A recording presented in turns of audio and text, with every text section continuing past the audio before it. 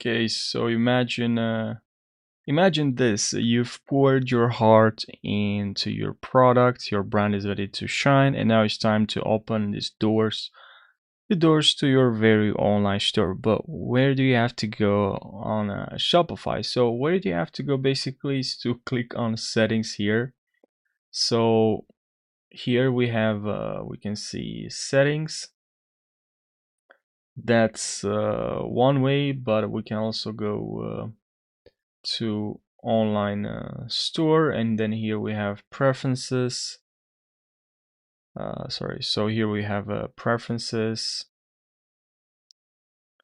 where we see online store preferences, and then here we can enter the home page title. Here I can write that's the home page title, and then now here I can scroll down, and here all I have to do here to open my store, to publish my store, is to simply uncheck this button here. And if you uncheck this button, now your store is published. You published your store. So thank you guys for watching. I hope you found this helpful. If you found this helpful, make sure you subscribe and you like this video. If you have more questions, leave your questions down below. Thanks for watching and take care.